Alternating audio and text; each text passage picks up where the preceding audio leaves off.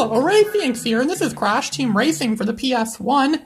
This is one of the best racing games on the PS1. It's definitely up there with games like Wipeout XL and Speed Punks. I actually like Speed Punks a bit more. I made a video of Speed Punks a year ago. Go watch my Speed Punks video if you're interested in knowing stuff about Speed Punks. But this is Crash Team Racing. I'm playing as one of the more difficult characters in the game to play as. Polar, the polar bear, that little polar bear that Crash Bandicoot would ride in Crash Bandicoot 2. Oh, that was fun. Crash Bandicoot 2, that was a very good game. I got that game for dirt cheap once back in 2012. Oh, how I love 2012. I also kind of like 2015 too. That's the year I got this game, and I actually didn't get this game until 2015. I spent a lot of time playing the demo of this game when I was a kid. Because I said before, I mostly got demos when I was a kid. It wasn't until more recently when I was getting full games. And now in 2015, or more recently in 2015, I actually got this game, and it's pretty good, I'd say so myself. This game's pretty fun. It's very challenging, especially as Polar, since his play control is kind of, well, it's kind of hard to steer him around, and he's also very slow, too. That makes him an ultimate challenge. It is a challenge playing as Polar the polar bear. That's why I like playing as him so much. If you really want to get good at this game, if you want to become skilled at this game, become a master of this game, you have to play as Polar the polar bear. Sure, you're going to lose a lot of the time, but you'll gain a lot of skill in the process. This is Coco Park, this track. Of course, it's called Coco Park, because, Park, they use this a lot in Mario Kart, which is pretty much this game's like. It's basically Sony's version of Mario Kart. And that was until I actually got Diddy Kong Racing sometime later. Because Diddy Kong Racing has an adventure mode, a story mode, adventure mode, much like this game has a story adventure mode in it. That's when I then realized that this game was trying to make their own version of Mario Kart, or Sony was trying to make their own version of Diddy Kong Racing. This game's actually more like Diddy Kong Racing is than Mario Kart, so yeah, but Diddy Kong Racing's pretty good too. I bought that game for a pretty cheap price back in 2016, which is quite a surprise to me, because nowadays I see that game on the internet for like $50+. See other stores for $50+, and yeah, I buy it at some other store for like $16 in 2016. Yeah, that's pretty good, I say so myself. That was in $2016, so yeah, but Diddy Kong Racing is pretty good. I actually I'm not sure which one I like more, actually, this or, and then again, there are different systems too, and most people didn't have most people didn't have, both systems back in 1999. So it would have been like, if you have an N64, you get Diddy Kong Racing. You have a PS1, you get Crash Team Racing. If you have both, then you get both, like me. Because I have an N64, I also have a PS1. Only I had a PS1 long before I had an N64, as you could probably guess from my videos, or you could probably guess. So next we're going to go to the Blizzard. Yeah, Blizzard Bluff. It's where we're going next.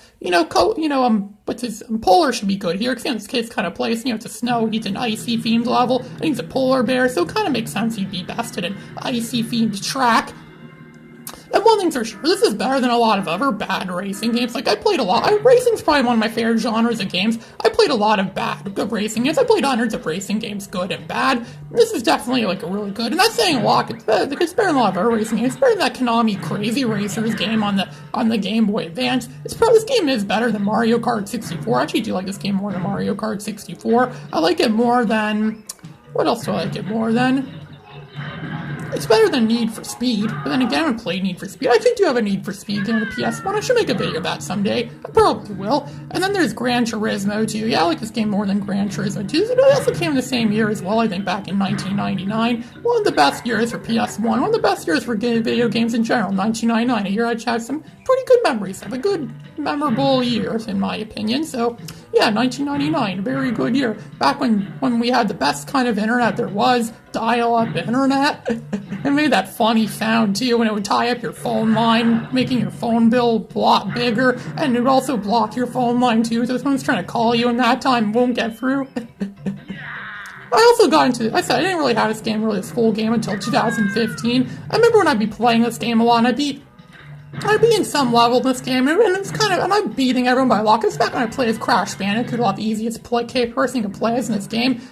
So, I would just play the game as him, and I'd just play the game as Crash Bandicoot. I'd beat everyone easy. Then I would break down the song, and I would sing the Beatles song, I Need You. That's the song that Beatles played in 1965 when they were surrounded by tanks out in the middle of a field back in their movie Help, because Ringo Starr took the sacrificial ring.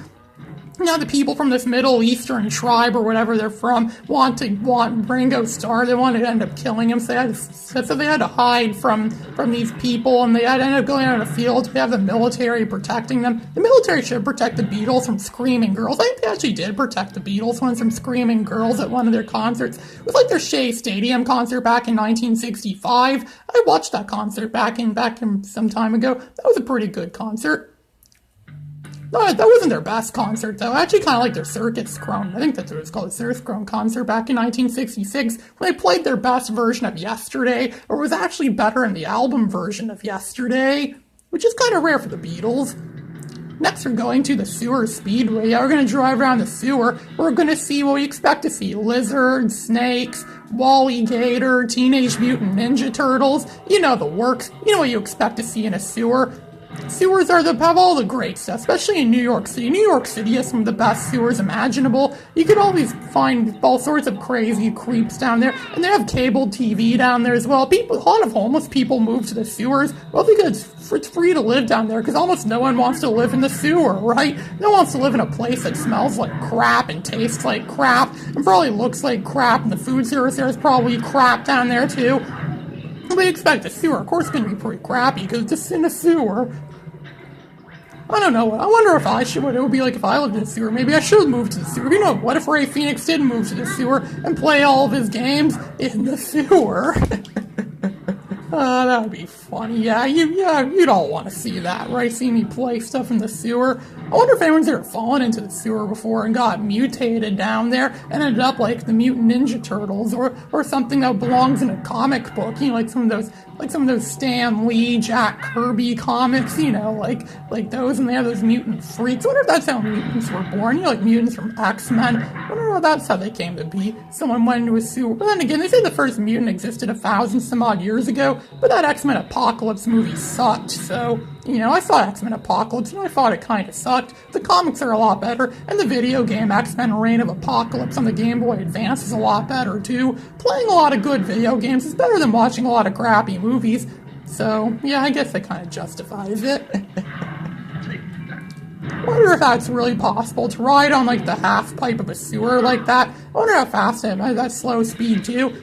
I mean, if you were going at fast speed, it makes sense. But if you're going at slow speed like Polar is, could that actually work? Could you go skateboarding in the sewer? I'm sure some people may have went skateboarding down the sewer as well.